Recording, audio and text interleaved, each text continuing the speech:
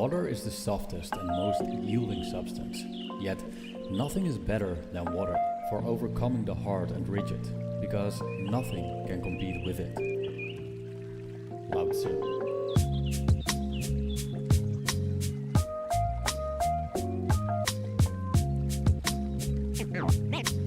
Name straight, new wave.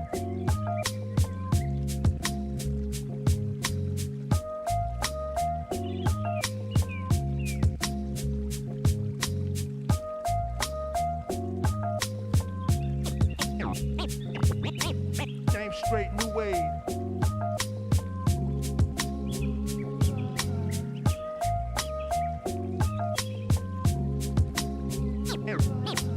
Name straight, new wave.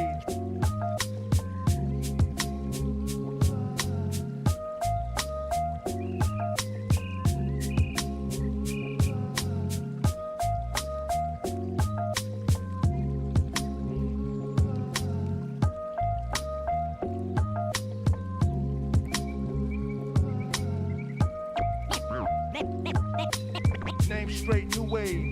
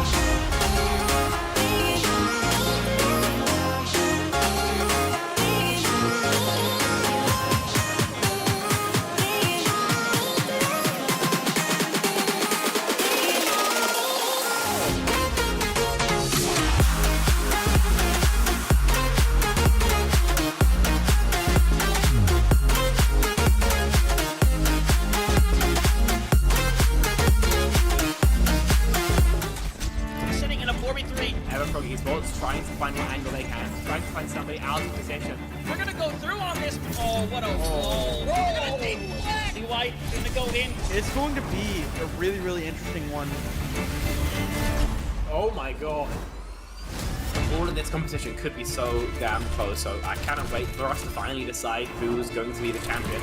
We are expecting some chaos, some great moments. A beast mode has killed 3. Only gonna really need that rampage, so it's gonna clear it out. Santi gonna get themselves a big old 4K. Oh. Santi's getting rid of 3, clearing out the house. That is crazy. Nunji actually kills 3 people. This team feels entirely different on this faster composition. Now Saga is hanging around, getting onto the high ground. Post bomb's gonna stick on the Leaky. You're not gonna be able to survive it at the end of the day. Boom! Manages to find a 3K! Rio shoving this Ana into a corner. Woo! One more for the road for Rio. That is all signs go. Melophobia with 3 Melophobia. Start the fight. They'll end the fight. Oh my god. Beagle Bus, they have to play aggressively into this energy. Popping off in a moment where you needed just that. Ruby in that backline. Oh, the flick. Looking for it. Oh my goodness. The 4th one as well. Do they get the 8? They get the 8.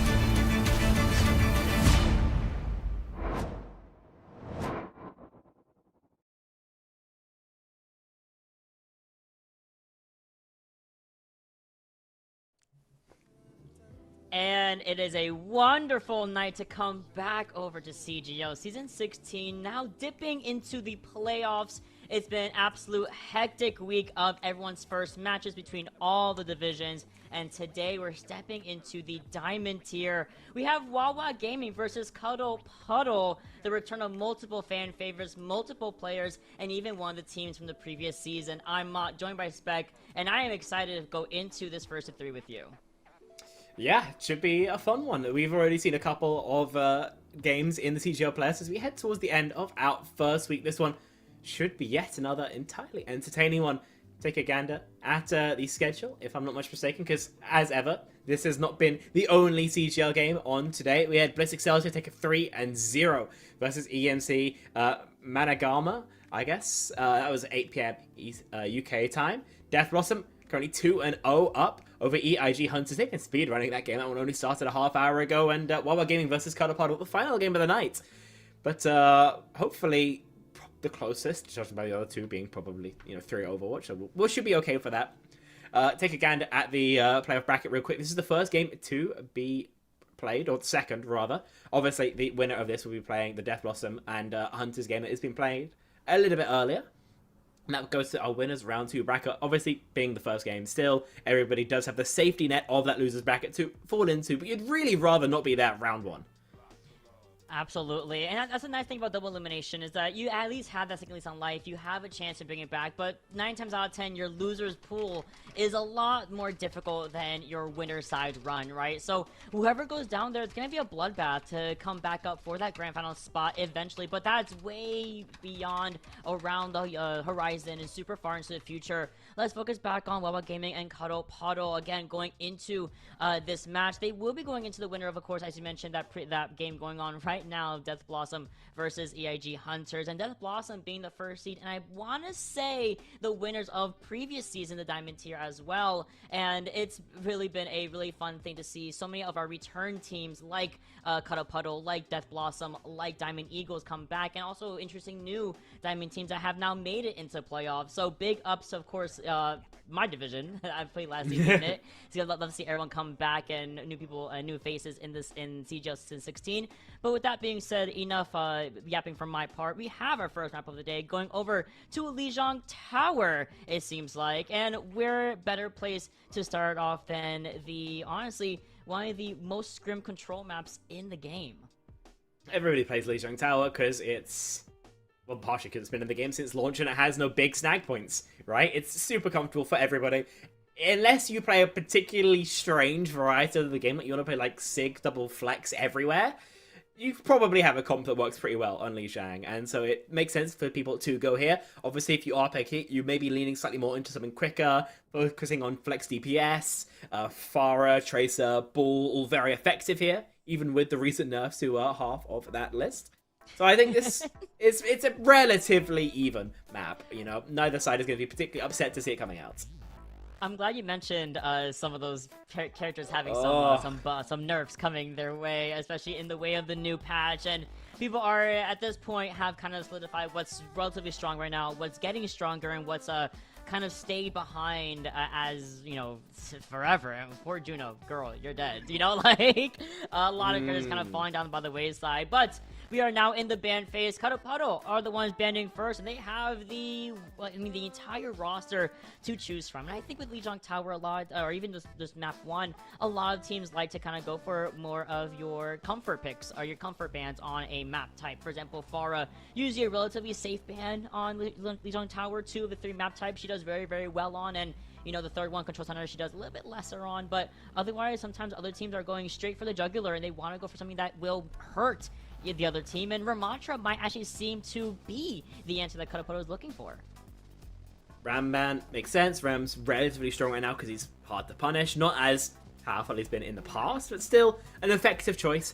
Also, obviously, protects the rest of the tank pool, and so if you ever want to play something a little bit funky, you've got that particular advantage as well. It's not like if your ball team, somebody bans your ball and you feel like a bit of a stick in the mud, right? You've got nothing else to pivot towards. You have options if any other hero is banned from the rest of the cast. Wawa Gaming now can't go towards the tank, as we've previously discussed. Your likely bans here normally end up being Tracer, Reaper, especially on the previous patch, and backline targets as well. Whichever one specifically they want to target, though, is going to end up being mostly based on what they feel like and, of course, what their opponents are likely to play. Oh, for sure. And I feel like anything really goes here. You can kind of go for, again, something that is more standard. We've been seeing a lot of Kiriko and Lucio backline. I mean, not just this patch, but like for past like year, be so strong. And that could also be something that you want to target on. Or maybe go for a DPS side of things. The Reaper will in fact be the option of choice from Wawa Gaming in response to the Ramattra ban coming in from Cuddle Puddle. I like the Reaper a lot. It does mitigate a potential Zarya. Won't be having that same effect that we've been seeing and having a lot of success within that composition and that duo. So I do like the Reaper ban here, and I would also expect a Zarya ban coming in after to continue to mitigate that duo from being played at any moment in these maps. But otherwise, we have our first lineup coming our way. Wawa Gaming with that Reaper ban, they have their 5 players coming through. They have Pigeon, we have Momo, we have Slash Castle, Deadly Pants, and Lord Shroom. Can't wait to see how all of these guys really work together and really just kind of take down the somewhat titan that is Cuddle Puddle. Yeah, I mean, see how things work out. Of course, that being Andoryu, Geo, Pizzabot, Reese Cup, and Execute. Obviously, Reese Cup being a member of our very own CGL team, and therefore we are contractually obliged to hope she loses, see how that works out.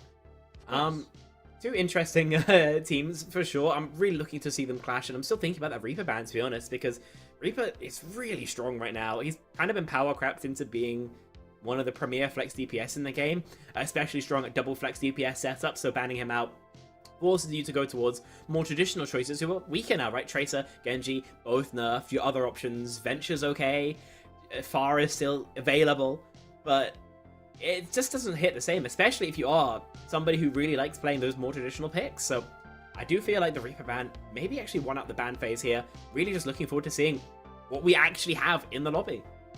I really like the Reaper ban as well. And you said it, like, he's basically just been power creeping a lot in the general, like, DPS space. He's really outshined who has been so prominent before, which is, like, your Sojourns of the world, your Cassidy's, even more so Cassidy can still very much be played, and We love Cassidy in this house. No, we don't. We hate Cassidy. But no, we don't. What are we talking about? We don't like Cassidy. I love Kai. But Reaper has kind of really shined a lot. So taking him out of the fray, forcing both of these flex DPSs, Momo and Geo Wano, do prefer to play Genji anyway. So that could also kind of be something that we are expecting from Wawa and from Cuddle Puddle here, as we also see, Andoryu always coming in on that Mei as a favorite character. So the Brawl could also make an appearance as well on Lijiang Tower. But the beauty about Lijiang Tower, as we load in sooner than later, is that you can play really whatever is more comforting to your teams, what you guys been scrimming with, and something that you can play on any of these sub-maps, right? You can play Dive, you can play Brawl, Poke to a lesser extent, but still very much viable with a Sigma composition or a hybrid Sigma Brawl. But I digress. Listen, we play Bull Torp Tracer here, so you can do whatever the hell you want. You really could. It's a free country. It's freaky. It's freaky. No, I'll say it's freaky. I've seen it. It's cold as hell, that's what I'm gonna call it. Here we see the first comps being locked in. Luke Kiri going to be mirrored out. None of that Juno Brig we've been seeing more commonly in Korea. Orisa versus the Rhine is somewhat a tricky matchup. Those with long memories will remember the Boston versus London Chronicles in the final season of the Overwatch League, and how effectively the Orisa was able to dismantle the London composition. Andoryu on the Mei, Geo, they stick with the Sim especially, going to be playing very hard for tank trades. We're gaming a little bit more for extended shooting. Pigeon on the Cassidy, super effective at kind of mid-ranges, and something that Cuddle Puddle going to have to deal with. Ooh, and Cuddle Puddle is actually going to be committing to this Symmetric Teleport over to the objective, already setting up these turrets in the entryway, the coastal entering, also falling off the Orisa very early on here with, of course, that wall from Andoryu. Not going to get the elimination, unfortunately. Big break coming in from Wawa Gaming to make sure that Slash Castle does not go down early, because that's going to be a short defeat there. The Executing, she comes in with that classic Lucio boop. The environmental kill comes through onto the Cassidy, and without that kind of driving DPS force, Cuddle Puddle are going to be able to take the objective in their favor, and Wawa Gaming are going to actually kind of lose the fight slowly but surely. We trade off Executing for it, but at that point, there's a high charge symmetry on my face. That is the end of the fight, whether you like it or not. Yeah, down too many resources there. Even though you're able to get the one kill into Execute, it's simply way too little, too late. First cap and first fight in favor of Cuddle Puddle. They'll be feeling very happy about that. Obviously, fight took a little longer than they wanted, but it all started. Oh my lord, what in God's name is that? Gio. Oh, okay. We've gotten the answer very quickly. Gio might have gone a little bit disconnected. Possibly. I'm gonna chalk it up to that. Might have walked off the edge. And Gio has now left the game of embarrassment. It happens to the best of us, Gio. We're gonna come back. To be fair, if I did just walk off the map, I would just leave anyway, because then, you know, then people might not know. It's a tactical stat reset, of course. Don't worry about it. Bro, people be stat resetting like 8 minutes into the lobby. It's acting like I don't know exactly what you're doing. I don't know.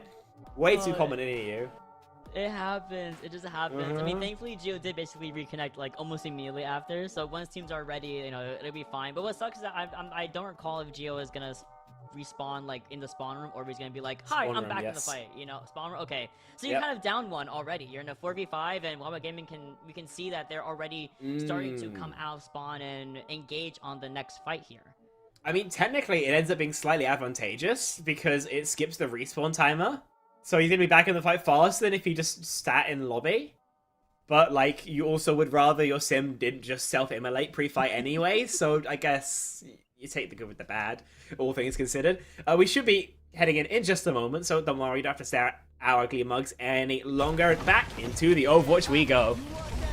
For sure, Will. We're speeding right in, trying to overwhelm the Reinhardt from Pizza Bot. It's gonna be the Hazard coming out from the slash, and suddenly, again, even though we're down to center for at least for now, and Dory still is able to even up the fray here with that elimination first onto Momo Monkey. That being said, because Puddle are kind of forced into the coastline of things, they are trying to play a little more safer without completely foregoing the point. The charge comes through, the slash and dash onto Gio, and Rizka taken down out of the engagement. It's just overly relying on just our DPS and our support to finish off the rest of the fight and clean up the engagement. And that's exactly what Wawa Gaming is going to be able to do here with Pigeon really spearheading this Freya. Able to get the flip there at about 60%. You know, they had a gift. They're able to exploit that. Now, how are they going to be able to win out some of these fights without the aid of a 3-4v5? That's kind of my question here. Obviously, ults coming closer online for everybody except the aforementioned Symmetra. Wawa Gaming could go first with that bowler shot. See how they choose to utilize it. Oh, big teleport in. So, oh no! It's blocked! It's blocked by the Hazard Spike Wall! No! The Jacket's Wall comes through and just shuts down Reese's Kitsune Rush. Lord Shrooms is all over the field, and we're gonna couple that with the Dragon Blade from Momo. I mean, it was just a complete just coincidence that the Jagged Wall was placed right in front of her. That road looks like it was built by the Lancashire County Council. I don't know why the hell it was that. Listen, it's suboptimal. It's suboptimal. Lord Stream able to find a lot more value because of that. Wawa Gaming still in control. Still got the downpour and that sound barrier, but still the heavy CC they have to deal with is still a threat. Well, here's that, as you were talking about, the downpour comes through, blocks it with the top of the shield. The Shatter does also get used in conjunction with, of course, that Blizzard. And just the amount of, AoE you're able to, utilize in that fight, the stun and the freeze is all that Cuddle Puddle needed to finally regain the objective in their favor. But they are very much a little bit below here by around 30%, almost, yeah, pretty much 20% here. Probably didn't even need both CC ultimates, but it got the job done. Easy flip back in their favor. Ultimates essentially reset across one Ajax. I was trying not to mention it, but yeah, Deadly Pants did kind of toss that ultimate down the drain. So listen, right, you've only got a bowler on the attack. You are working your way in from the side angle. Could do a lot of AoE damage if you just angle it right. I'm looking for it. They're all in this little corner, and it goes wide, and we just put the pressure onto Pizza Bot of all people. Lord Shroom takes care of Gio, Executing also out of the engagement, and the fight has pretty much been wrapped up like a little bow, tied up and left under the tree for Christmas in a month. That was a beautiful flip here for Wawa Gaming. Yeah, bring it to one fight territory realistically for both teams. Wall to delay time, but with the Symmetra, you have to assume that they can get touched no matter what they do. Gio gets picked off though, huge loss. Oh, and that tank passive keeps Pizza Bot in the fight, but not getting, moved off the map early enough, but they all stagger a little bit too far in, losing one, losing everybody, and then suddenly Cuddle Puddle have completely forgone the point. Wawa Gaming take the 100% with ease. A little bit of bleeding there, a little bit of trip ups, but we can chalk it up to a warm-up round for Cuddle Puddle as we go into round number 2. A lot of things happened that round. See if that continues throughout the rest of the game. But we're already at 1 DC off the map, 1 Ajax, and 1 Kitsune Rush, about as long as my middle finger. So, people in the lobby definitely having some fun here in our Diamond Division. Wawa Gaming, obviously, able to take the lead in the end after a pretty slow start. They're going to be pretty happy with that. Both Sims, we have to assume, probably going to be on it semi-permanently, or at least until you can reach the objective, because that utility is super nice. Momo Monkey, actually, TP's out of spawn. Cuddle Puddle, point positioning first. Oh, they're going to go for the same game plan, and that worked relatively well for the first part of round 1. Now we're on Gardens, right? This should be a little more of an open space. You can see Momo Monkey going for a little bit of a flank, and the deflect kill and the assistant from Pigeon actually helped to take care of Reese Cup. She's not going to be in the engagement. Neither is the rest of the team of Cuddle Puddle following their Kiriko back into that spawn room, and as they tried setting up so early, it kind of fell apart immediately. Yeah, it kind of feels to me like Cuddle Puddle aren't playing proactive enough to enable this Reinhardt, because Ryan really needs to be running into people to find value. If you just surround him with angles, he really struggles. They're going to make a wholesale change over to the Tracer, over to the Freya, and over to the Arisa. For playing a lot heavier for poke, probably a strong adaptation, but whether they can execute on it is another matter entirely. Love the Freya's 1v1s that are happening on the right side of the bridge as the rest of the team is engaging in the fight in the white room. Momo Monkey takes care of Anduryu. That flank angle no longer an option here for Cuddle Puddle. Executing being looked at from all angles as well from Slash Castle. Taking care of both of the backliners, leaving poor old Appa all by themselves. Pizza Bot is fighting for his life, Missed but the doorway. often not, as you are just kind of, suctioned into that hallway and not able to really, stay alive long enough on that Arisa. Indeed. Getting to about the 50% mark now for Wawa Gaming. Things firmly in their favor so far. Again, a swap from Pizza Bot. The Diva does have a stronger 1v1 into the Hazard. And is pretty strong in the current economy. See if this will finally be the key that unlocks this Quandary.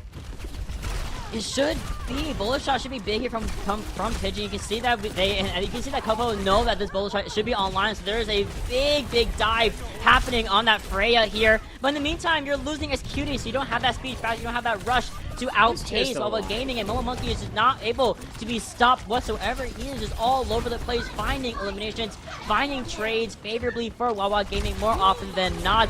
Gio takes care of Delay Pants, also commits the Bola shot in the engagement alongside Pigeon's own, and it almost seems to still be a lot of back and forth in this kill feed.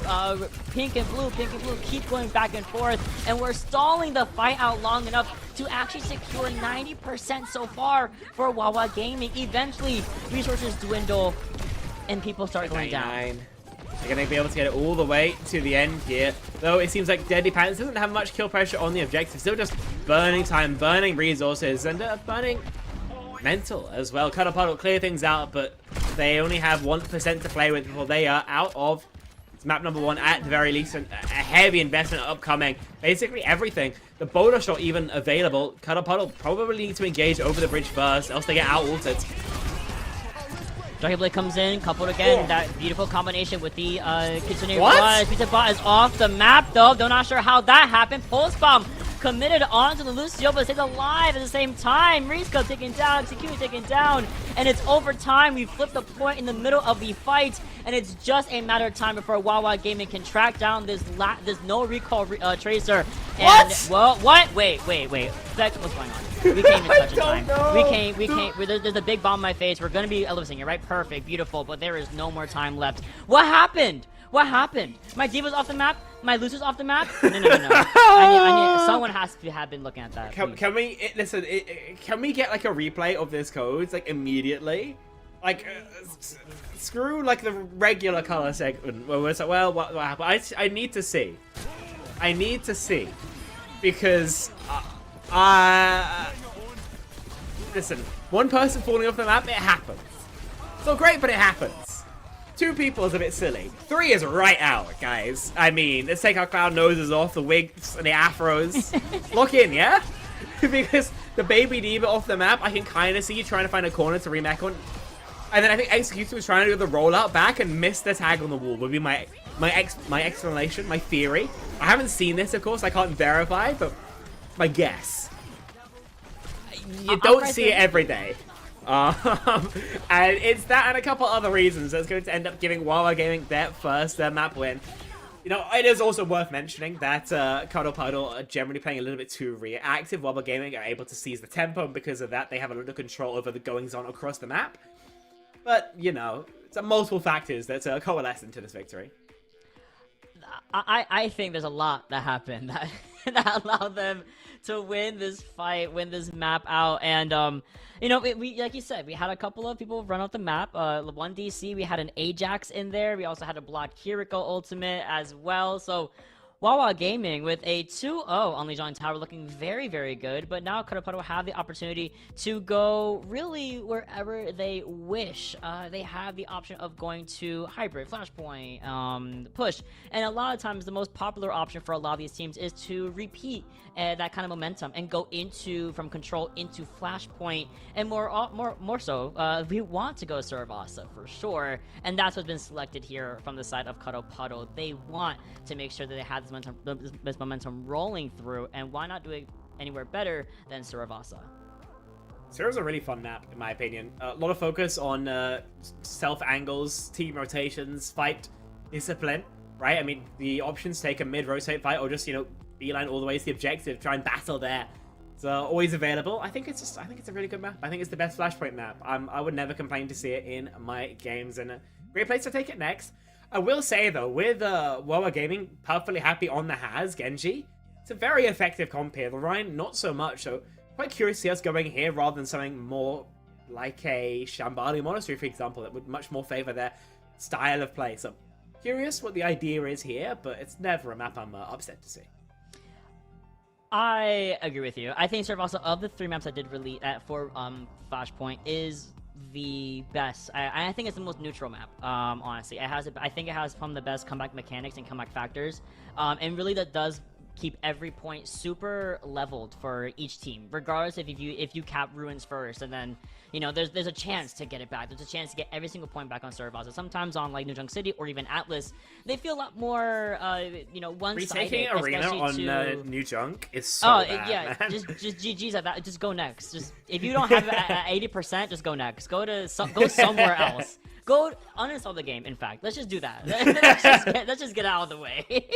I'm thinking about it now, like retaking like ducts as well on New Junk. Oh, it's awful. Oh. On Sura, it's like the chokes are wide enough, the walks are hard enough to shoot that you end up being able to square up most times for free. Cuddle Puddle obviously have their ban Wrecking Ball is curious to see.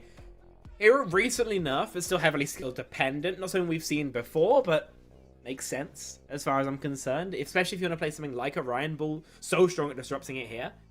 Wawa Gaming, on the other hand, then, what do you want to go towards? You can't ban tank, obviously, so the Ryan ban's right out, even if you did think it maybe wasn't an issue. You're playing the same backline in that Lukiri, so you have to go for a DPS ban, I assume. Yeah, I'm kind of with you there, right? And I do think that if I'm Wawa Gaming, I'm pretty confident. Like in the very beginning of Lijiang, we were a little bit shaky, a little bit, you know, losing to Cuddle Puddle a little bit too often, right? But then they kind of got their momentum back. They got, you know, their Genji really just going in, gainless eliminations, really allowing themselves to capitalize on any mistakes that Cuddle Puddle were making. Now, the Symmetra ban, I didn't really see coming. Yes, Cuddle Puddle did commit to it during Lijiang Tower, but that's also because Symmetra is very good on Lijiang, especially the 2 rounds we happen to be on. To have her be a committed ban here on Flashpoint is very interesting, and it also might be a little bit telling as well as to what Wawa Gaming know about Cuddle Puddle. Yeah, I don't know. Sim ban is just annoying as well, straight up. Like, good hero. What can I say? I mean, obviously, as someone who spends a lot of time playing with Symmetra, because Sim OTP on my team, or close to it, it's a high value hero, especially just even as Lonesome. I do think that she's somewhat slept on for doing things that aren't just like rotating your entire team. Obviously, subs as well, going to be in. There's going to be Brook in on the tank. Bit of a shame that you're in to play ball and that there's no ball. And GFL, I believe, on the DPS line of the other side. Straight up, I did not know this was a mural on this map. I can't. I've never seen this Really? in my life. You're not. I've never seen this before in my You're life. just not a nowhere. I don't look at the map, man. I look at the game. You're what? Oh, it's fine. I love looking at the maps. I love looking at the. I love it. But yes, it's probably why you're part of happier the than game me. spec. It's my guy. But you're right. Like Symmetra is kind of in that vein of being a little bit annoying, and Brook walking in, and I think again, Wawa Gaming knew that.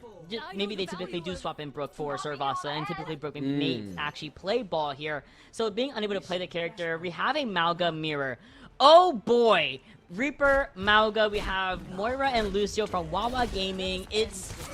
This is where things are starting to become very, very interesting, I would say. Wawa Gaming already positioning themselves on the objective, posturing for a possible run-in from, of course, Brook. Brook walks in, already 1 HP and taken down immediately. But this Reaper is going to be getting at least 2 from Andoryu before inevitably it is going to be called out by GFL on the venture. And eventually, yeah, the resources are just so much more in favor of Wawa Gaming. The sustainability is actually ridiculous with that venture. How are we still trading? We're still with 1 versus 1 right now on the objective. XQC versus GFL. Obviously, the Venture's something of a lead, but it seems like the Lucio can back out at least for now. Respawns here. Point still not unlocked. Brook, sorry, with that shout is able to stay alive versus the Hellfire shotguns, but Cuddle Puddle still yet to cap. Yeah, but Brook is unfortunately staying too long because we stayed long enough for Slashed to also walk back in with full resources, full cardiac overdrive, full health bar. And mind you, XQT has yet to die, has been in this fight for now 2 fights now, and finally gets called out. Geo takes down Pigeon, but at that point, we've already given up around 20% to Wawa Gaming on first objective. If I'm Andoryu and I double kill first fight and end up losing first cap, I'm saying some very mean things to my team. I'll put it that way. Listen, that was pretty chaotic. Both sides kind of messing up their engages, and because of that, we had this super long fight. Close ults, though, especially to this Dragon Blade and B. Oh, but we're starting things off with a Sonic Shock. Right in the entryway of people's favorite place to try to walk in on the marketplace. Dragon Blade does get committed and only finds 1 before inevitably does find pretty much the entire team looking at Geo. Deadly Fans also taking care of Reese Cup in the back line, and Doryu tries to consistently find an angle to relieve some pressure from that front line, but the target priority from Wawa Gaming has really been top-notch right now. Indeed, and because of that, they have been able to eliminate these targets a hell of a lot faster than their opposition. Cuddle Puddle, if they have a touch, have pretty good tools for it. Double support ults and the Blossom, but they're half square up and then don't touch. It's a bit peak, but surely you can get it towards the other point. Maybe first it appears to be Gardens, and a mid-rotate fight from Wawa Gaming is maybe ill-advised.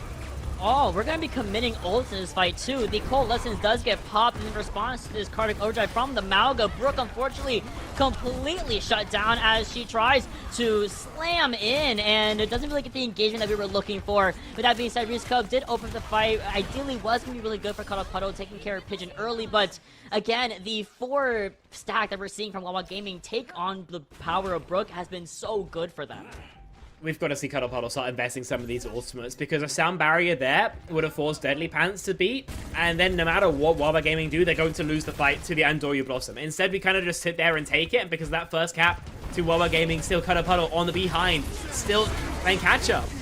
Oh, okay, Slash House is the one that is going to be using his cage first, and Jordy tries to go to Death Blossom, but the other one from Pigeon is a little bit better. Brook, he just got his cage fight, but couldn't use it in time to negate that Blossom. It's a big, I think it was 4, yeah! That's big from Pigeon. The slow-mo? That is humongous. That's actually crazy. Not something you see every day. If you're Andoryu, you kind of got showed up in terms of that Blossom matchup, right? Because yours gets blocked off by the cage from Slash. Pigeon does not have that same issue, I'll put it that way. And 63%, you can scrap to 1 more fight for Cuddle Puddle, but what can you do with it? Oh, well, Brookie, he's going to try to open this fight with the cage fight. Use the overdrive to keep himself alive, but it's just not enough lifesteal needed. But Geo is going to be able to layer the Dragon Blade on top of this fight here. Gets 1, 2, 3, kind of trying to outshine Pigeon with his own blade. But otherwise, it's just, you know, really Slash Castle trying to stay alive in the fight and use the cardiac overdrive. Kind of plays the long range, the long game, but at this point, we have already given up the point, so better to kind of regroup here. Indeed. I mean, there's no point throwing, battles after good when you could square up and just take one really strong fight. Tectonic Shock and the Coalescence, great tools. Brook already low. Oh, we got to come down to Brook, though, and there he goes. There goes Geo. There goes, yeah, basically Cuddle Puddle taken down at the halfway marker of the Guardians checkpoint, and we're kind of staggering out poor old Kiriko, but Reese Cup able to reset quickly enough, but not quick enough to stall this point once again. Wawa Gaming really taking its momentum, running with it. I mean, it feels like since the start of Lijiang, and they have been the ones in control of these fights. Cuddle Puddle really struggling. It does feel like a setup issue a lot of the time. Wawa Gaming just seem to have the ability to walk in to Cuddle Puddle and punish him heavily. The target priority simply not there for the team in pink. Deadly Pants is barely, staying alive on the top side of this architecture area, but Coalescence comes in, not enough to keep the fight alive, unfortunately. 2 down, 3 down, and finally, even though Cuddle Puddle will be losing Brook in the fight, they are going to be able to find a fight win on Temple, and better now than never. You're right down 2, you gotta get a reverse sweep pretty much on Servasa right here, right now. That's what I like to see. I mean, they were able to get it started at the very least, and you're able to do it without really spending anything, expensive. So you can go mano a mano the next ult trade at the very least. But we need to actually use the ultimates. Proactivity has been a huge issue for Cuddle Puddle. Hopefully it's one they can rectify now. Well, here comes the dash in from Slash. Using that cardiac overdrive, now layering that cage fight on top of that. Only gets one with the blossom from Midoriya. Pigeon finds a reversal of Brook. So he's not going to be in the fight anymore, but Reese Cobb thankfully can be able to take down the Venture in the meantime, keeping at least a support alive here for Cuddle Puddle in the face of the Tectonic Shock. And Geo, I mean, the swap here to the Mirror the Venture, I think might be the win condition that Cuddle Puddle was looking for. Venture's a good hero. I don't know what else to say. They're really hard to punish. They do plenty of AoE damage especially. And working out so far for Cuddle Puddle. 20% left to go means there is a touch from Wawa Gaming. If I'm Cuddle Puddle, though, I'm looking to hit them as they walk up the stairway. Somewhere they don't expect it. Oh, that's Lucio, and Lucio can definitely come back, but the follow back there is coming in from Geo, and is a H. Oh, no, don't tell me this. Well, wait, we Ajax on the because if we, wait. Even if the beat went through, you would have gone off the map. You would have, yo. Wait, look at this. Okay, we're there. Where are you beating? Where are you going? No, that's my deadly pants. That's my deadly pants. Certainly deadly. Oh dear. Listen, if you're Cuddle Puddle, you've got the beat advantage significantly. You're worried about the coal though, so you should be looking for a cage on the Moira. Ideally, yes. Without resources, Moira's kind of a sitting duck, but Lordstrom is 5% away. Now basically has Coalescence online here. We have Brook also able to use that cage fight right in the entryway of the Ruins point here. And the reversal, the Tectonic Shock actually helps find 2. Then Geo comes in with another Tectonic Shock already online here. Wait, Geo, we need to be running this Venture way more often. The win condition has suddenly flipped so favorably for Cuddle Puddle. It looks like Wawa Gaming seems so lost now that their own medicine is being stacked back at them. Geo needs to reassert themselves a smidgen as they seem a bit lost in the kerfuffle of the fight. Still trading back and forth. Deadly Hands again has a pretty negative run-in with the Archaeologist. And GFL backs out. Pandemonium once more, but Cuddle Puddle appear to seize the day, the momentum back in their favor. And we'll say that's on purpose, mate. You've got Blossom, you've got Beat, you walk into your opponent's Blossom cage. As long as you fight in the cage, you should win if you just invest all your buttons. And they can also kind of wait a little bit longer for Pigeon to actually get this Blossom online to connect that with the cage fight. Of course, Enduri does not like to wait around. 2 down, backline is no longer in the fray. Executed, taken out of the engagement as well. We're going to commit the Blossom in the 1v1, actually. And Pigeon might go down to Rizco, but I do think that this could be a possibility of a fight win here for Wawa Gaming if they can look at this at Rizco even a little bit. But Rizco being allowed to stay as long as possible in that backline means that she got infinite value in that engagement, and we are now stalling the point, stalling the fight out to around 80% completion here for Cuddle Puddle. GFL eventually falls. 90% left to go. I think you can touch, but your fight is going to be pretty mid. Are we playing for touches? Can Deadly Pants touch? I think he's a bit too late. Oh my goodness. They're going to do it. Okay, I guess you can escape the least if you're Deadly Pants. Oh, I tell a lie. Geo kills them again. So the third, the fourth time, we head towards Palace to decide it. Cuddle Puddle, the ones with all the wind in their sails. They've got decent ults. Okay, they do have worse positioning here. It will be Wawa Gaming who are able to set up first, and with the cage and the Tectonic Shock both, surely they can punish.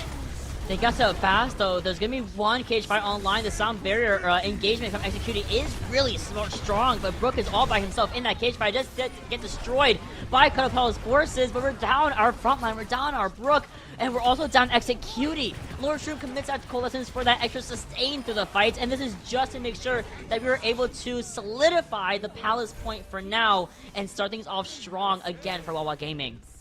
Okay, I'm not the world's largest fan of that beat engage, but Cuddle Puddle financially got a huge win out of that fight, right? They use only the sound barrier, they get double support ults, cage, and Tectonic Shock. They can square up to this fight with their own Tectonic Shock. Close Kitsu already have that cage. They're winning here as long as they can get a chance to invest. Well, they're investing. Defensive cage fight here for Brook, and it's a Tectonic Shock again, keeping everyone in that engagement means that Geo can get basically every single person within the Tectonic Shock, and they're going to solidify the point again, losing Brook, but the rest of your 4 members looking real good. We flip it right before that 50% marker as well. Yeah, Brook's gonna be back pretty fast with the overrun and maybe a taxi from Execute. Cuddle Puddle, again, you've got good ults. You can Kitsu Blossom in the next fight, still advance against Wawa Gaming. You should be able to at least equalize their score. I mean, they're already on the cusp of a reverse sweep here. They haven't been down 2, and now all the way in round number 5 of Saravasa. The Blossom used by Pigeon, and it finds Brook at least. The Blossom reversal from Midoriya also helps out with that fight, and this only allows, again, Cuddle Puddle to continue to stay alive in this engagement, and now lap in percentage here on Palace, and they've effectively all rotated here to have executed Sound Barrier back online as well. Tectonic Shock close to boot. Coming to one fight territory as well. Cuddle Puddle can afford to lose one if they need. Wawa Gaming cannot. That pressure could cause us to go into a break equalized if Wawa Gaming crack. Another aggressive Sound Barrier entrance into this fight, and that's just going to be the end. 98% is 1% on the point is just slashed. And there is Brook there. There's also the cage fight. The Coalescence also comes in, but shut down by Executing. Lord Shroom could not even help Flash in that fight, in the Tectonic Shock just for celebration purposes. The reverse sweep has started and ended on Saravasa. Cuddle Puddle has even up the scoreboard 1-1, and who knew? All we have to do was get off that Genji, go over to Venture, and suddenly Wawa Gaming were in shambles. Well, I think we know what's being banned next map. Surely. Because that was crazy. Like, they're on the Genji, and I'm not saying they're getting air done, but they're struggling. They really are. And then, by the way, this Blossom is stupid. How the hell is that kill for? I could watch that clip 5 times, and I would predict it to get like 2 every single time, but that's fine. That's normal. With the Venture, it's like, the Genji's, it's okay, and then as soon as we swap it, we just win essentially every fight, where we don't get just like triple quad ulted. That is quite something. I think Cuddle Puddle will be very happy with these results. And even after... Okay, I'm still like... What are we beating, man? What are we beating? It was just a really, really good map here for Cuddle Puddle. And for a second, you know, you called it Wawa Gaming pretty much from Lijiang Tower up into at least the first 2 points of Saravasa. They were on a roll. They were just tearing through these points. They had great ults. They had better Death Blossoms. They had so much momentum going through those first 2 points. And suddenly, you get a taste of your own medicine in the form of Geo's Venture. And suddenly, you're at the... you're not in the backseat quite yet. You're even up the scoreboard. Back to 1-1 right now. And you gotta start thinking, what do we do when we go into map 3? Where are we gonna go? What should we ban? And what can we do even better? How can we kind of mitigate that pressure that's coming in from Cuddle Puddle now that we're so evened up, and the mechanics are definitely there for both teams. Well, to an extent, a little Ajaxing, a little disconnecting, a little bit of walking off the stage here and there, but otherwise, we're going to get some of those answers after this break as we go into map 3. So don't go anywhere. We're going to be right back.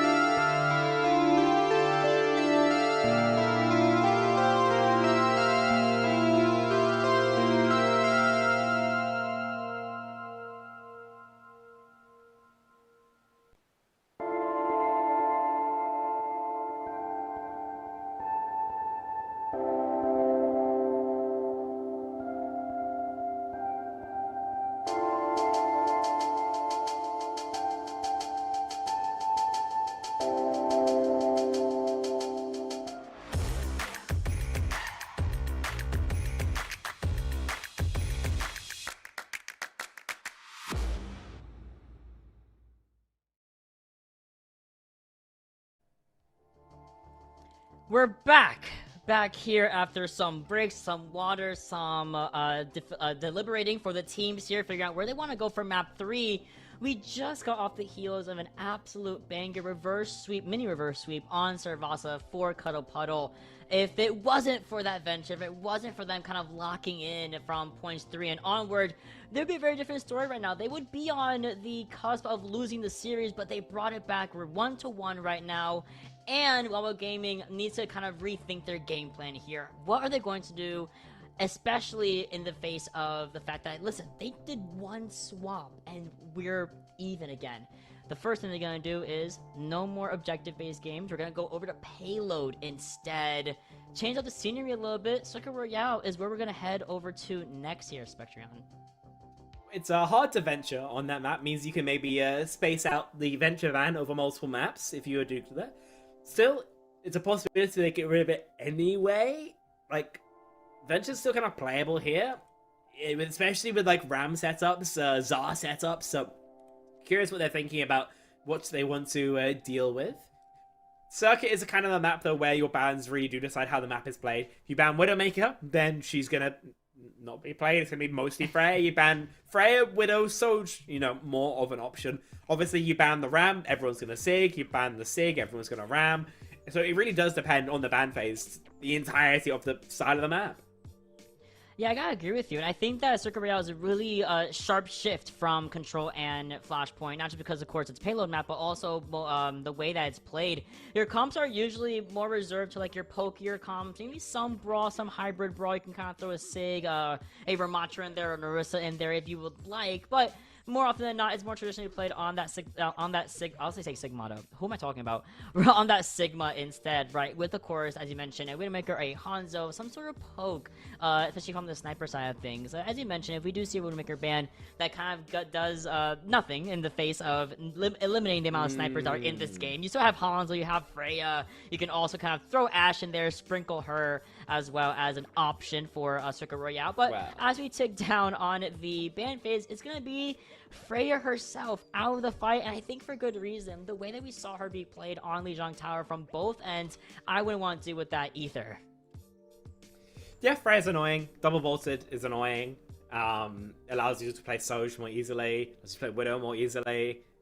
It's a pretty valid ban. All things considered, Cuddle Puddle. Trying to think of anything that has been played today, especially has been crazy good on this map. Nothing springs to mind, I imagine, and so your ban, tank ban, probably the strongest thing to do here. If you do want to target backline, Wuyang, Zen, Bap, Ilari, and to a lesser extent, Ana, Juno, Kiri, Brig are all valid. Zen makes sense. It makes it easier for your tank to swing, but I don't think he's the strongest in this economy. He's not. He's just not. My man is doing overtime in this game. They banned him out. Zen being out of the fray. We have Freya also taken out back as well, and that's fine. You know, it makes sense. You know, you don't really want to play a Zen and Bap, or at least you don't want to allow that to be an option. So you might just see a Bap and a Yari, maybe Bap Lucio again, or Bap Lucio, a Kira Lucio, that kind of option. Momo's back at the very least, and Brook is staying in as well. So those are the only substitution, well, the one substitution we are getting coming in from Wawa Gaming at the very least. And now loading into Circuit Royale, gonna be seeing exactly what these teams run down with, and I don't know. You know, it's so flexible, but most teams kind of just default to like Sigma or something like that at the end of the day. It's a map you can be creative on. It's not always a map you should be. I'll put it that way. Cuddle Puddle, certainly creative in Spawn. If they ran out on this, Brook would have probably a pretty terrible time. You're going to get face tanked by double flex Hanzo Sig, and then you're going to get stunned, and then you're going to go to the spawn room again. It's going to repeat. So I hope they don't stay on this, but we'll see how things work out. This is about as boring as you could reasonably play it for Wawa Gaming. The exact same comp we started playing this map with, albeit with a Ilari instead of the Zen, because the Zen is obviously no bueno, not allowed. It's purely about just like playing as slow as possible, waiting for picks, spamming damage into main. Cuddle Puddle do have some dive pressure, but I don't think it's going to be particularly strong, I do admit. It's the battle of the Widow 1v1s here, and Dory doesn't really find any heads peeking out, and neither did Pigeon. But here comes that. we are playing very creatively today, Spec. We do have Brooks continuing on to the Winston, trying to find that that Widowmaker. You can see him eyeing her kind of in that back line of Pigeon. He is not faltering whatsoever, staying in that back. And also Geo got a little bit too front forward, does get completely shut down by, of course, that poke, that rock, and the brawl. Not really brawl, but the poke coming in from Wawa Gaming. Otherwise, Lamp gets used early on, and the bridge is being overtaken by Cuddle Puddle, but the car has been pretty much stalled at the quarter marker of first objective as we are trying to get something started here for Cuddle Puddle. It turns out one headshot to the dome, and Pigeon is the one taken out of the fight. Yeah, I mean, Brooks playing pretty soft, only able to tase for a second before that bubble gets evaporated. Geo actually punished by the rock. The pendulum swung back the other way. Cuddle Puddle have to figure out whether to trade or just walk back to spawn. Oh, nice little headshot damage coming in from Andoryu. 1-2 tap on the Sigma and then the Hanzo. Momo is playing very safe, I would say. I love the corner pressure we are seeing from the back line of Wawa Gaming, whereas most of the front is being overtaken by Slash Castle. Waiting on Geo to come back on this Sojourn. But either way, pretty much stalling the car here at the 2-minute and 35-second marker. Brook being super outpressured by the Storm Arrows and might actually need to kind of assess where we want to go. But there's a dive once again onto that back line of Pigeon. And Slash, thankfully, is alive again with that lamp flank, not flanks, Flux is online. Depends on when we're going to use it, though. I mean, now! Catches Brook, but that is going to be the kill. It's all you need, and more too, as Reese eats some hyperspheres to the face. Finally, Wawa Gaming able to find the stop. Decent progress accrued for Cuddle Puddle, and with ults in their favor, they have a decent chance of swinging it still. And Doyu back to spawn for a second. Brook maybe making a change over to the Sigma. This is so much easier to play. I can't lie. You're going to prefer having the ultimates of Cuddle Puddle for this upcoming fight. But I think in the neutral, the BAP, Hilari is just so strong. So are the ults more important? Or is it the regular gameplay that decides the fate of these two teams? Okay, but you see that Lordstrom did kind of hesitate on the window for a second. Decided to misplace it somewhere else in this corner, and that's exactly what we're looking for. Momo Monkey uses that to their advantage and takes down Andoryu, sneaking a little bit too much again with the sights online. Very, very helpful for Wawa Gaming here, and they pretty much put a stop to Cuddle Puddle for at least momentarily. All you can really do is wait. There's no point pushing with 4 members. So they're just going to bide their time until they Widowmaker back in the fight, and then hopefully they can swing with one of their ultimates. Oh, well, here comes the Extended Rush coming in through from Executing. I love it. Brook does get a lot of pressure out, forced to use that hands early on. Slash Castle playing around that corner again. Dory takes down Pigeon, and there is, of course, the Captive Sun committal from Deadly Pants, which does, in fact, find the kill onto Geo first and foremost. We have to respond, of course, with Reese Cub's Tidal Blast, used selfishly on herself, and isn't really able to get a stun off of anyone from Wawa Gaming, but the threat of it actually pushed Wawa Gaming far enough to push the objective pretty much to its limits of first point. Brook, again, really low force that Susan be used really defensively, and again, Andoryu and Pigeon are kind of in their own little world playing this sniper game, and as we're too distracted in that front line, Slash definitely takes that to his advantage. Oh, the overclock, Nice. though, should be a good shutdown. The Lamb saves the back line for now, though.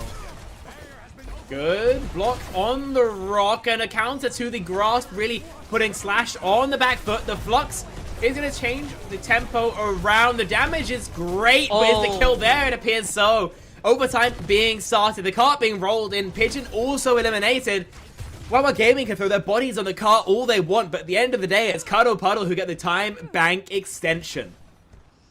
2.5 minutes is not a lot of time, though. You and I both know this spec, and I do think that Brook on that Sigma is me a little bit more of a better trade-off, but we have Pigeon sights online here and nothing else from Cuddle Puddle. Indeed. Infrasights, it's nice to have, always, but it's not the most pivotal in terms of these fights, and so the info here, advantage in the Widow Duel, of course, for Pigeon, and Doyu, the best thing you can do is just hard shoot tank until you can mirror sights and get the advantage later on in the battle. And their bottom mirror sights here, only 2% away from the ultimate. Already kind of scouting out that grapple shot coming in from Andoryu. Here's the sights, however, so that should give the Widowmaker a little bit of an advantage. But number-wise, Cuddle Puddle looking a little bit lackluster without Geo there. And the window right in the corner means we need to respect it. Reese Cup once again going for a selfish Tidal Blast, and that's just gonna be the go button that Cuddle Puddle needed. Everyone gets stunned out, and by that point, that's just gonna be ideally a second point completion for Cuddle Puddle.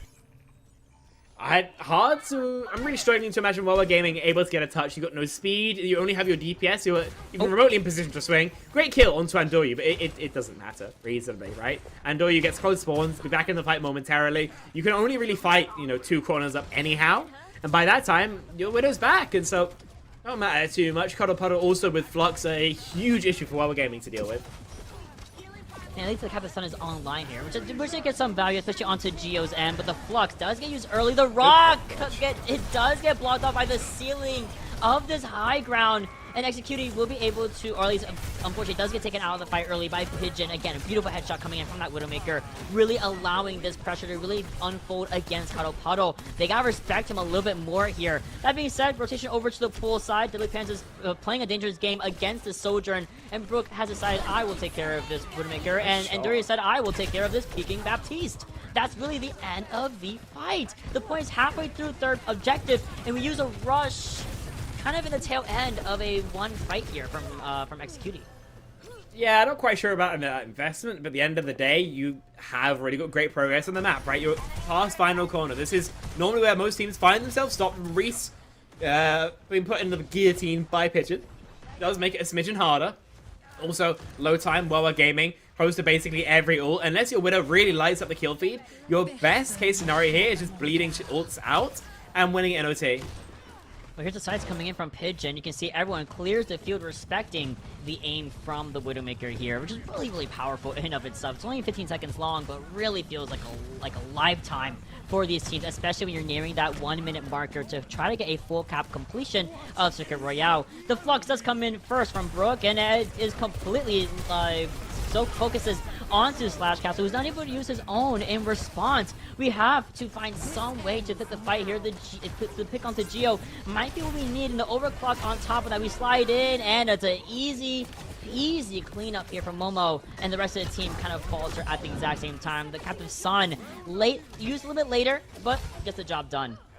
Oh, yeah. At the end of the day, though, you do get out more than a couple of check marks, right? In a fight, you don't spend so many of your own, so you walk into this final fight not in nearly as huge a deficit as you could have been in OC, Wall Hacks, of course, that Tidal Blaster boot. Wawa Gaming are going to be about even with Cuddle Puddle in this final battle. It all comes down to how Reese is going to use her Tidal Blast in this last fight. We also see the sides get used early. Here comes the Tidal Blast actually onto the Sigma this time, and it does get at least the stun, I believe, onto the Baptiste, but the Flux mitigates any sort of follow-up, so it leaves Lordstream alive to not only stay alive in the fight, but also proc this window, right? The cart? I mean, they're dying anyway. They died. I imagine it's not so bad. Yeah. She was bullied outside flank. Free sides 1 frame after anyway. It's not really a C9. But at the end of the day, good progress. 82 meters. You're happy with that, you know? Obviously, you'd prefer the full completion, but I can't lie. Full completing this map is basically impossible. They should rework it, but unfortunately, unlike Mr. Scott Kennedy, I don't work at Blizzard, so I'll work on that just yet. Maybe in the future. You never know.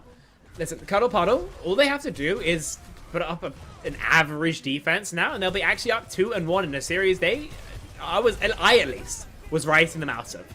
That being said as well, Wawa Gaming have shown the ability to be explosive when the time calls for it. Pigeon has been pretty dominant on the Widowmaker, all things considered, and so a couple of good shots from them, and it could be Wawa Gaming, once again, the ones in the driver's seat.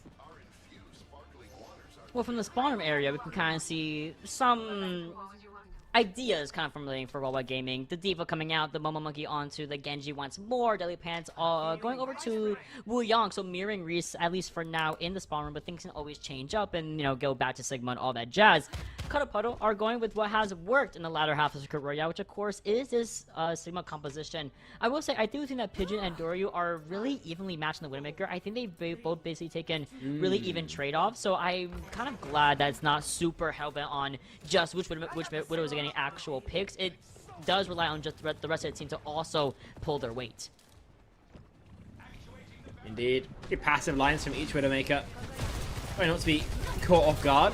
Obviously, hybrid aggro for Stash Castle. This mech is not long for this world. Then the pilot seems like the same. We do trade Curies, but we are already staggering the Baby Diva as long as we can. The cart rolls a smidge, but I'm not going to get any more meaningful progress than that. That's a weird fight. Stash Castle and Momo Monkey have decided that this dive shenanigans, it's no bueno. Over to a more standard pick, the Soj and the Sig, respectively. Yeah, I agree. It was a cute little thing to try, you know, go over the top, go over to the Diva, try to find the Kiriko. It did work to half an extent, but then you kind of trade out and lost your own Kiriko. So it didn't work the same exactly way Wawa Gaming was looking for, but the Sigma I do think is a little bit more refined from Wawa Gaming. And Pigeon does find the headshot onto Endorius. This does open up the fight into a 5v4 advantage that Wawa Gaming are looking to, capitalize on. They're walking the corner, they're pushing Cuddle Puddle pretty much all the way back to the the later half of first objective. The cart is now moving pretty much past the, I think most important part of the route, which is exactly this corner here. And Pigeon once again, Ender just came out of the spawn room and is already going right back to where he started. And now suddenly, you're once again working in a 4v5 for an extended period of time, and the resources are just not going to be enough, especially when you can't get that pressure off of the tank here. Brook, I mean, he's feeling it all the way. The hands have been used. Pigeon finds Geo, and I mean, at this point, it's just it's a matter of cleaning up this front line, cleaning up this back line, and hopefully no other heads gets taken off by Pigeon. But I say that, and XP still, unfortunately, gets taken down. Very high time bank heading into first point here. Not gargantuan, but it's going to give you maybe some shivers if you are Cuddle Puddle and able to put on the same first point hold your opponents were. But you'll also be able to regroup relatively quickly. You're heading into next fight with basically every ultimate. You'll have a lead. I was going to say you have a lead on Emperor side, but Andoyu doesn't seem to want to play the way to make it at all. Tracer, it has good 1v1s, but the scaling on this map is pretty appalling. Might find themselves a hard time to actually get in. Yeah, you get scouted out so quickly on Tracer just because of how the map, how Circuit Royale is kind of built. But if they believe, then I believe, right? The Tidal Blast being used on the Tracer does help out at the very least in trying to stun some of the team of Wawa Gaming, but then it gets reversed here, and Geo decides, you know what, we need to walk up, we need to use overclock, we need to find a win here, and we certainly do with a clean elimination stack here from the side of Cuddle Puddle. Losing SQD, but again, spawns are right there, not too shabby. I mean, the nice thing about getting a hold here is that you have this great high ground positioning to free fire down from. The walk up is pretty bloody tricky for Wawa Gaming, and so really let's see Cuddle Puddle play aggressively to punish it. So far, a little bit too passive for my taste, and that's going to give up a lot of map control essentially for free. Wawa Gaming, a team far too good to take them so lightly. And they have window, and this would be really good to push this corner. One of the hardest corners to push in a lot of these payload maps, right? And there's Endoryu, and you turn around for 2 seconds forgetting about Pigeon, and Pigeon is getting 2 for 2. DPS no longer in the fray. We're going to use this window right in the face of Brook and take care of that tank. Why not? The rest of the team, unfortunately, will have to go down like dominoes, and we can clear this last portion of second objective. Indeed. I don't think you can recontest, or if you can, it's going to be very tricky. They're going to try for it by the looks of things, but the punish already there. Here comes the overclock, missing a couple of the shots here, but the pressure is still on. Reese kind of slides and jumps right into the barrel of this overclock, and Dory tries to get a little bit too up in arms up against that back line, especially in the face of a soldier right next to him. And just like that, for almost 4 minutes are on the clock here to pretty much full cap Circuit Royale. We need fight and a half, realistically, to do it. If I'm Cuddle Puddle, I'm quaking in me boots. They're back over to the Winston they started the map on. We all remember exactly how successful that was. It feels like they're running out of options, running out of ideas. Wawa Gaming back in the driver's seat, like I said, they could be. And with this Gravitic Flux, it could be the tool that ends this map. Mondori's kind of slipping away behind the Sigma. Does get side up at Pigeon. Pigeon can hear the Tracer trying to run up on him. There he is. Can we get the elimination? Setting up perfectly, but Endori respects it a little bit here. Instead, it's going to be the Winston jumping the Widowmaker here. And the follow-up is very much there. The dive has now really been committed by Cuddle Puddle. They're looking for kills. They're looking for people, but their cart, yes, is right there. Pulse Bomb gets negated by the Suzu, but at some point the Potato Blast is going to be committed in this last engagement. But we're down 2 people, so depends on how well Deadly Pants and company can pick up this fight. But they're still finding the fight in their favor. Hold on. Flux hits used. There goes. Okay, there we go. There we go. There we go. Surely. There we go. That's the end of the fight. Seems like it.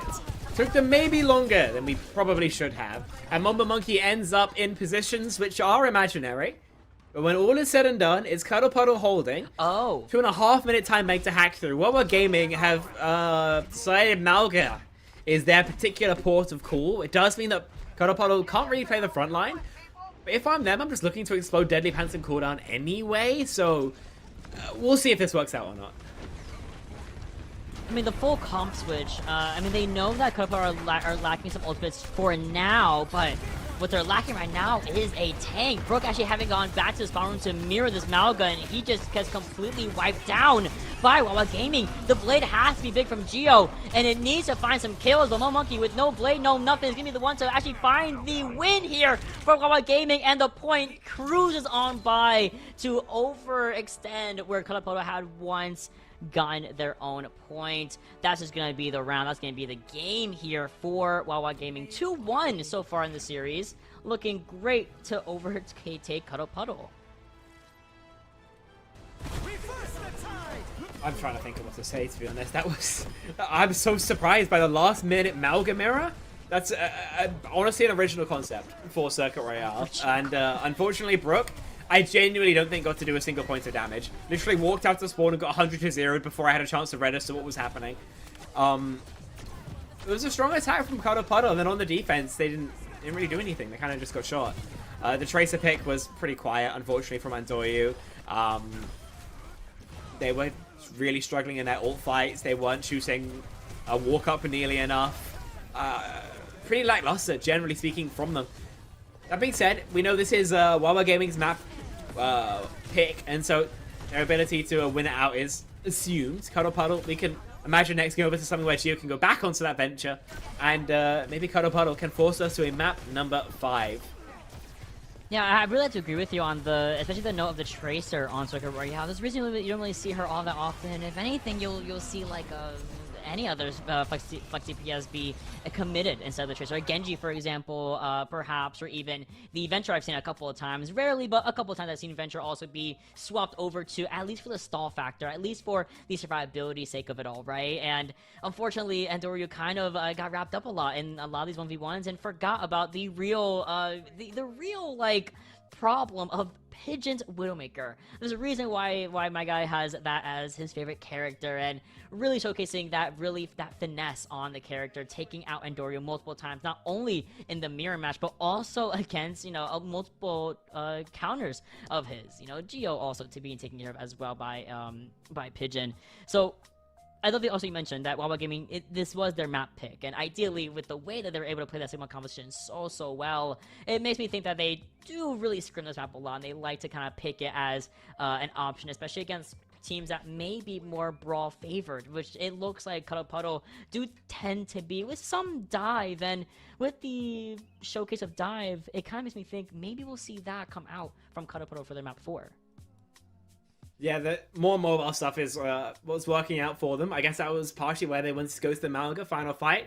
I'd imagine, generally speaking, though, that they want to aim more towards something like that for it. Obviously, we've gone through Circuit, Sura, and Lijiang Tower, so you've got, was it Hybrid and Push up next. Push does seem like the map type I would go towards if I just needed a win. It feels much more in tune with the kind of tempos you're looking to play, and so I would be looking at that pool if I were Cuddle Puddle. Of course, their pick, their ban. I don't imagine you have any great bans from this map. It's a Circuit Royale. You play Circuit Royale things. It's not like your opponents are particularly to run out on Sig on like a New Queen Street, as an example. So the ban is just what it kind of vibes for them, I feel like. Yeah, I gotta agree with you. The bans, they were relatively safe, I would say, for Circuit Royale, the Zen taken out, but more teams than ever have really been honing in on this Baptiste and this Iyari more often than not as a backline of choice. So I do think maybe some different ideas might have been a little bit more fruitful for both these teams on Circuit Royale. But otherwise, we're off Circuit Royale. We have our map 4 locked and loaded. Let's load into Peru. Let's go over to Srinasapi, and we're changing the scene up. We're going to go over to a push map this time. So looks like, you know, Cuddle Puddle want to bring it all home, and ideally this has to be their last chance to bring us over to a game 5. Well, that's how first to 5s work. First to 3s, in fact. I was gonna come off all First like to 5 is sarcastic crazy. and yeah. Listen, it's been a long day. Okay, I see Malga, and I instantly aged 37 years and developed dementia. It's just the way the cookie crumbles. Cuddle Puddle, they probably want to play like Malga Venture, I assume. And so their ban is going to represent that ball, also an option for them that's no longer bannable. Decide to go towards the Hazard. Something we've seen so far out of Wawa that was particularly effective and pretty strong on this map as well, with good shooting lines and decent chokes to ward off. But my heart says protect your venture. My heart sings to go for a Genji ban and force Geo back into that mirror and have Geo once again really showcase that superiority in the mirror match, right? But they're going for the venture ban, going for the Hazard ban here. I think they're going to go for Amalgam Mirror again, right? And I'm not sure. I'm a little bit worried that... I'm a little worried, but we'll see exactly what Wawa Gaming are going to kind of take as their ban here. And low-key, we can go back to a DPS ban. Wawa Gaming have been very... I love that we've been very, like, hell-bent on just doing DPS bans for Wawa Gaming. They haven't done anything else. And they might not do the same thing, right? They might just go for Genji ban, might go for Venture ban, might go for something like that, and there it is. The Venture ban does come through. They're making sure that Geo is not going to play this Venture at all, because that was what really tripped them up in that Surabasa map. So, Wawa Gaming, I like the ban a lot. I like the Venture ban really a lot here. Cuddle Puddle opted to ban the Hazard after remembering how Lijiang Tower went and not wanting to play against Hazard again. I get it. More power to you. Indeed. And so, I don't know. It depends on how much value you think you can find with the ball, if that's something you do want to play once more. Versus the, opportunity cost of Geo not being able to do the venture thing. So, at peak, you don't have that option anymore, but you hoping it's counterbalanced by having the Wrecking Ball back in, and Wrecking Ball not having the greatest synergy with Venture overall. You'd rather have a Tracer most times, right? So, not the end of the world, but strong bans from both sides. I assume that Cuddle Puddle were thinking that Wawa Gaming wouldn't try and ban the Venture if they were playing it, but Wawa did recognize, I think, the catalyst that caused them to lose Sarah. That's what I'm saying! They know, You're they right, know you're they right. want to play Venture, yeah, they know it. And they would rather go back to Genji, they would rather go back to Freya or something like that, rather than engaging that mirror once more against Geo. Which, again, fair, because I've been singing praises to Geo all day from that Venture. It was very, very, very good. But I do kind of expect it to devolve into... I say devolve like it's a bad thing. Well, maybe for you it is, but I quite like Malga. So this might go into like a Wawa Gaming Malga composition, and Cuddle Puddle, as you mentioned, Brook is back. Ball is finally not banned for him, so he can actually play the character, because unfortunately, he was banned on Surabasa, and Brook was put in ideally to play the character. Thankfully, it worked out for Cuddle Puddle at the very end of the day, but you gotta be really wary about Ball on Runasapi. I personally think it's a really annoying map to play on, and especially if you're going into someone who loves to play Brawl, who specializes in a ball composition. So you gotta be really looking at all around you, dot your I's and cross your T's, because if you get called out at any moment, that follow-up between Brook and Geo, and ideally Endoryu, maybe on Tracer, might be a little bit too much for Wawa to handle. Yeah, possibility for sure, but we can never really know until we get into the lobby. Obviously, bans are through. The map is picked, and so we should be going in semi-momentarily. You see, here are our lineups. Nothing changing from the previous. Brook finally chance to play as one trick, or maybe not one trick, speciality. Two. I don't know. Ball's always good. Ball's especially always good. You can nerf him as many times as you want, but ultimately, you can't headshot him half the time, and he can boot you across the map. So if you're good at Ball's gonna be good to you. I agree with you, and And ball is just fun to play. Fun to play, not fun to play against. I don't play ball, but I can understand the appeal of Ball is playing also ball. fun to play against. I've said this before. Well, no, have a well, Brigitte no. in your team. Have a Brig, and then the ball's fine. Well, yeah. And for some reason, though, nobody plays Brig. I don't know why. I think she's really fun. She's just. I think she's really it's fun. just the buttons, the play style. I need to get into it. But Deadly Pants looks like we are expecting a ball, so we might actually go to that Brig. Might see that Brig come out from Deadly Pants, and even if we don't see ball coming in from Brook, who is already hovering over this Malga, that will be at least a good deterrent away from this Genji that Cuddle Puddle is hovering over as well. Probably rather have the Lucio in general, though, especially if you're playing for early hits. The Brig is nice in brawl setups, but the speed is so necessary for Malga to not lose all your armor on the walk-up. It's kind of why we've been seeing a resurgence of the Juno Brigitte, actually, in recent times, but neither time appears to want to go Stockholm 24 strats just yet.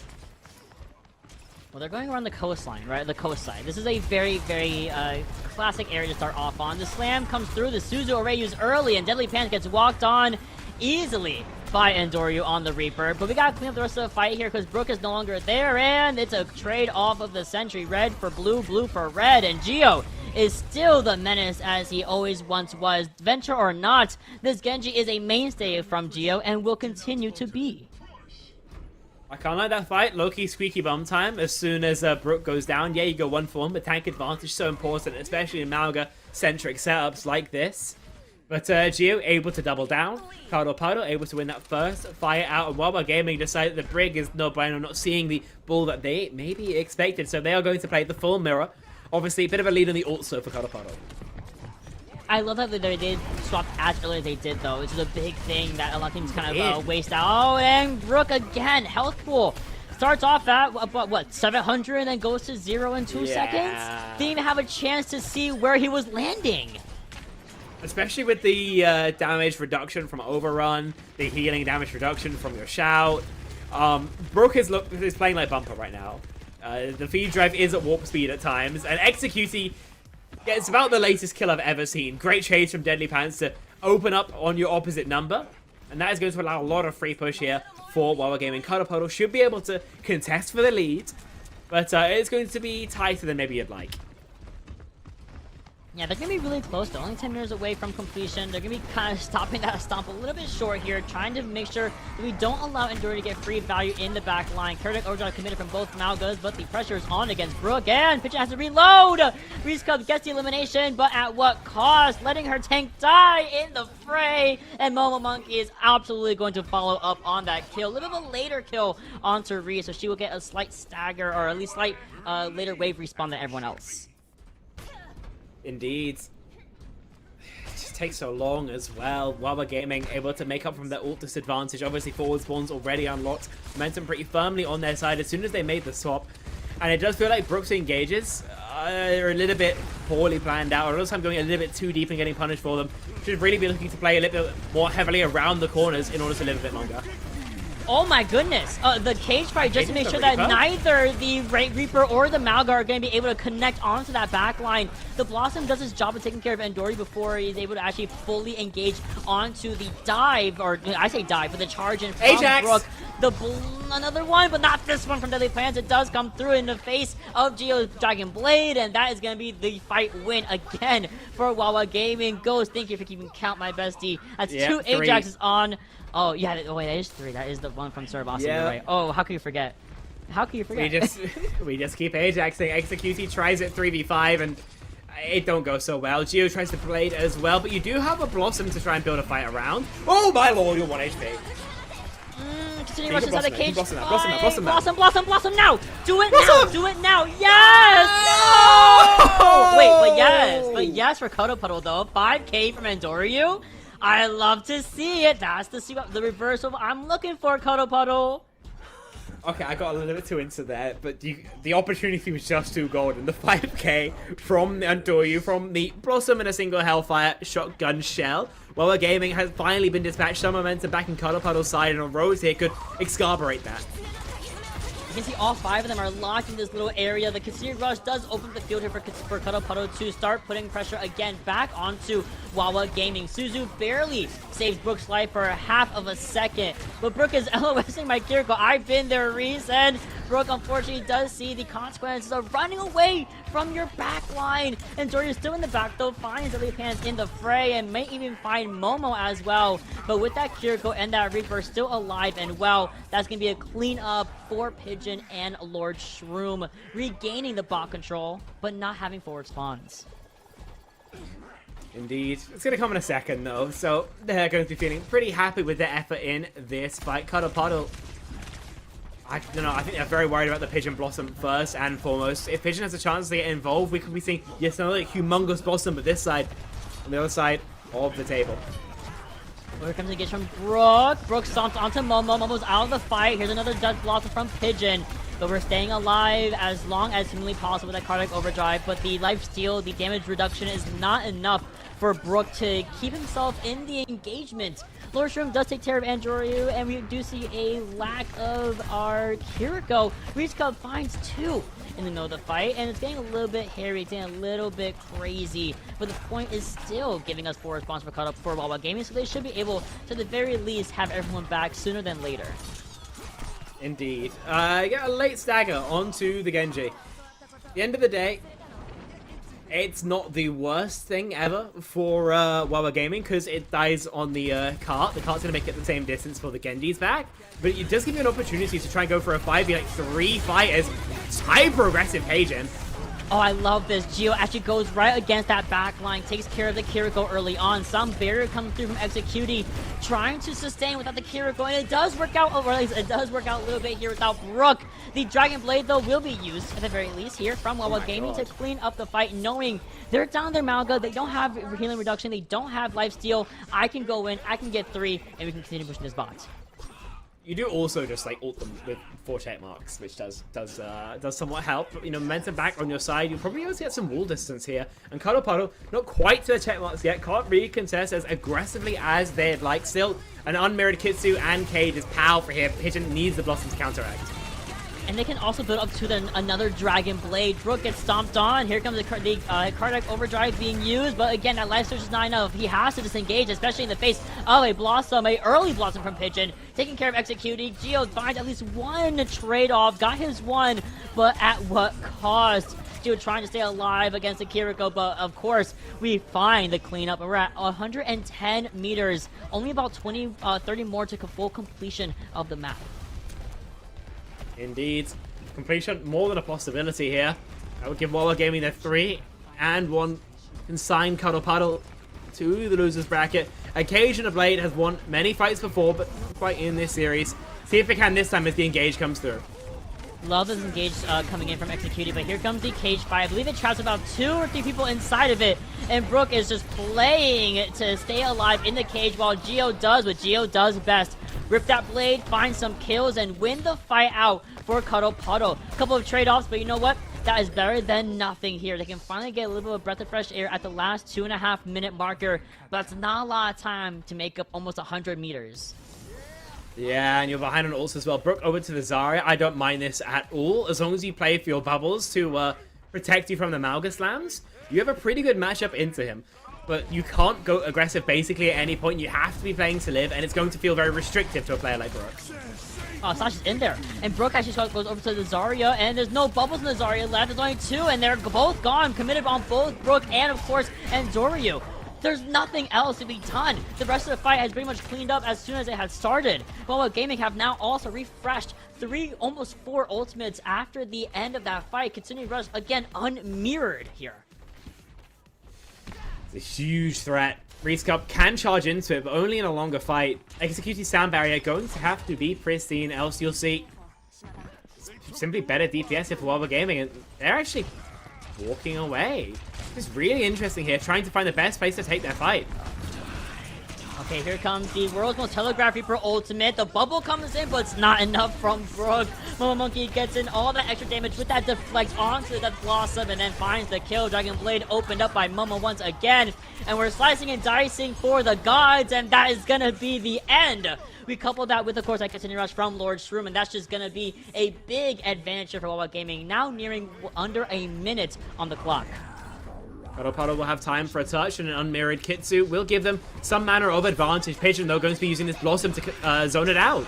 Nice, nice. Big ups here for Wawa Gaming. Using that Blossom in response to the continued rush.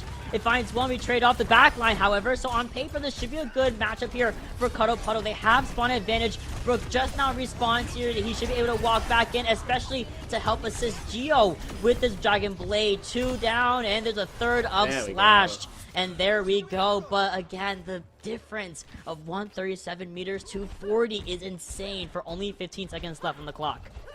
Now the issue has been Brook has been really struggling at this Zarya so far, only at 62% of a Graviton Surge and 0 energy. I mean, if he can step it up, then Cuddle Puddle can make this comeback happen. Can't, however, may well be for the larger reasons they end up losing the series. Pretty much last fight starts off really strong here for Wawa Gaming. Takes down Pigeon, and we've even it up by taking down both Executed and Adoryu. All we gotta do is keep up that momentum, keep up Brook, who's also fighting for his life. Suzu comes through, thankfully, from Reese Cub. Reese is getting all the pressure being put onto her to keep up the rest of the fight. Reese Cub finds also the Kiriko, but the cage fight secures everyone on the objective, and that is just going to be the 3-1 victory for Wawa Gaming, sending Cuddle Puddle down to the losers bracket early on. Definitely a more competitive series than we expected, especially like halfway through map 2. I was like, this is cooked for sure, but I think we're able to see 3 very strong maps out of Cuddle Puddle. Unfortunately, somewhat collapsed on that map number 4, but the way the cookie crumbles. Again, 5k from the Blossom. It's a nice clip to have. I think you'll be pretty happy with how your clips forward looks, even as you look at the result of this game if you're Cuddle Puddle. High moment per 10 minutes match is the best way of describing this one, I think. Yeah, I think this is a very, very good match. Regardless of who won or lost, this was a highly competitive match for this ELA for Diamond of all places. Again, we have Diamond had matches, we have GM, and we also have Open as available divisions here for CGL, and this has just been one of the most competitive we have seen in a while. Again, back-to-back 4Ks, 5Ks, big blades, some silly moments with the Ajax, the attempt at an Ajax here from Deadly Pants, but it has really been a series for the books, and that's just round 1 of at least the Diamond playoffs. This has been a very competitive first week, I will say. Bangers after bangers on the multiple streams that we do have for CGL. Indeed.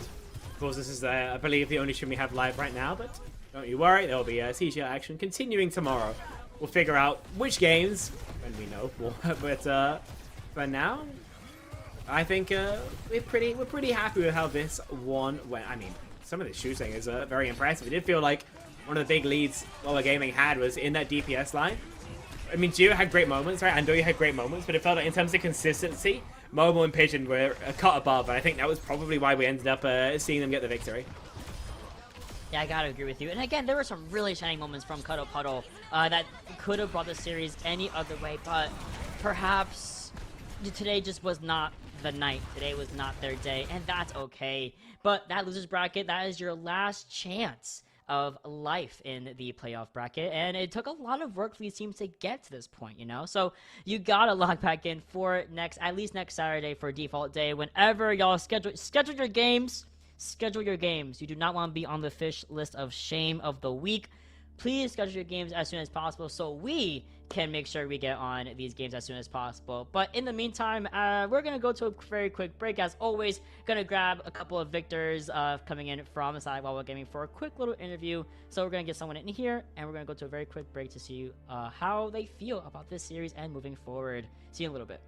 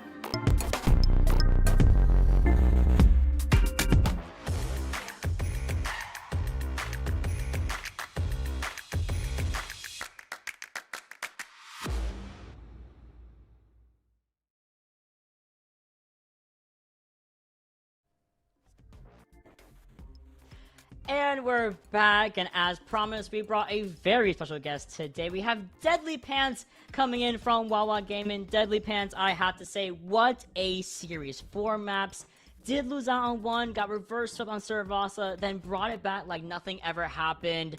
How do you feel with this being the first round of playoffs, and ideally, what do you look for going forward after this? I feel pretty good. Like, I'm looking forward to beating Death Blossom next week. Like, Wawa on top, I just think we're better, you know? Very bold, very bold. Well, I need to bring you down from your height slightly, because there's a question I think everybody watching needs to ask. Suravasa Ajax. Talk Oh, me through yeah. this. Let's talk Okay, about it. so I was told the over-under Ajaxes, and I was told that if I get 3 Ajaxes, I get $5. So, nah, I'm kidding. You know, I just thought, what if I hit this beat here? It'd be really awesome, and then I didn't hit the beat and I died. You know, that's all there is to it. No thoughts, head Fair empty. enough. I play Lucio. Come on. This is kind of continuing on for that question, but we were like not sure from our perspective whether you would have made it back onto the map with the beat. Can you give some additional feedback from the player side of things? Would No, you have I was made it off the back on map. No, Okay. definitely off the map. No, no matter what. If that went off, I'm going straight down. Fair enough. Like, they gave us the violet buff, and it made it way worse. Yeah. I'll make a more serious question. Obviously, you guys really struggled on the Malgamira when they had access to Venture. Once the ban came through, though, you guys are pretty in control. Was it purely the Venture difference, or did you guys notice any playstyle things that worked out in your favor?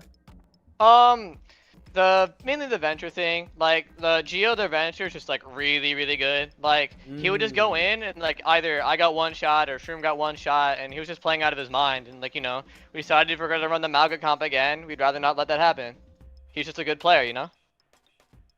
No, for sure. Definitely giving props to Geo there. We were talking about, you know, Geo did fantastic on that Venture, but I do think that Venture ban coming in from you guys on Circuit Royale, on Runasapi, was the cherry on top of the cake. It really did kind of solidify that win for you guys, getting that 3-1 in the series. I will say, going over to Circuit Royale for a second, I do kind of want to highlight the Diva composition we did see from you guys for a second there. I kind of want to just kind of probe your brain a little bit about the idea behind the Diva composition, and then eventually when it didn't work, you guys swapped off. But what were you guys hoping to accomplish with that composition? The Diva comp isn't a permanent thing. We just go over the wall and they back up. We get free cart progress. Like, it just avoids, like, a lot of the poke, maybe get a free pick. Like, if we get a trade, like, we have better spawn. So, yeah. Yeah, solid enough. I kind of want to know, just so if anyone else didn't, like, they were like, oh, why are you going Diva? Now you know why. It's a really good way to get easy cart progress, just for you guys to know.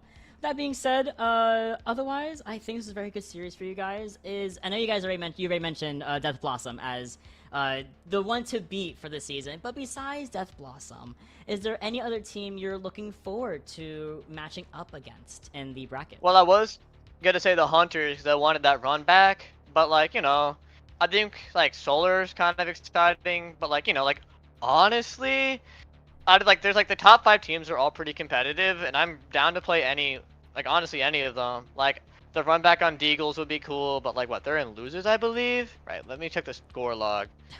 Yeah, like, fun to play, freaking DB, like, I don't know, like, honestly, anyone that we can go against. It's freaking chilling.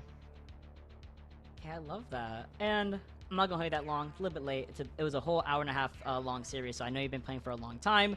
Last question is, who do you want to give a shout out to on the broadcast? And it can be anyone The Gobbler. that comes to your mind. The Gobbler at Wawa, like, just buy it, bro. Just eat the Gobbler. It's good. Can you explain real quick what the Gobbler is? What It's a in God's sandwich at name is a Wawa. gobbler? Bro, It's Wawa. it's literally okay. Wawa is a gas station in the I think it's East Coast. I'm East Coast, Southeast Florida.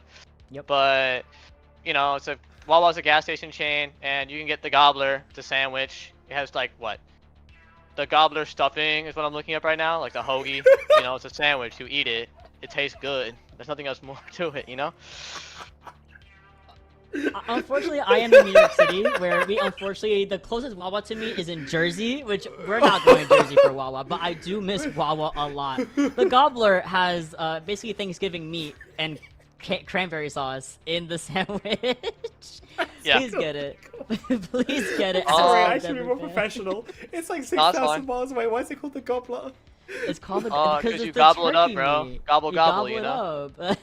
Spec, you gotta tune in with the NA people, man.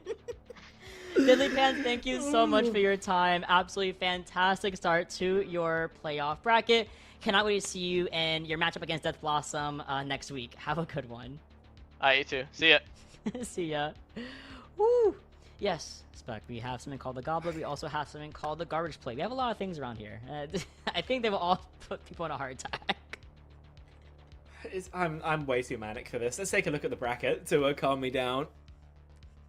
Okay, so as you know, obviously Wawa Gaming won this matchup, so that'll be that in that W4 spot. Obviously, Death wasn't able to compete the 3 and 0 as well. So obviously, you heard the fighting words from Wawa Gaming about that. See how it plays out in our winners round 2 matchup sometime next week. Shelby's team able to smoke Stale Ducks as well, 3 and 0. Waiting for the match to be played between Aura Fury and Diamond Eagles, I believe tomorrow and or today, considering which time zone you're in. And that will decide that one. Obviously, neither of our lower bracket games have been figured out just yet, but EIG Hunters and Stale Ducks are the ones down there already. Not the start you were maybe hoping for.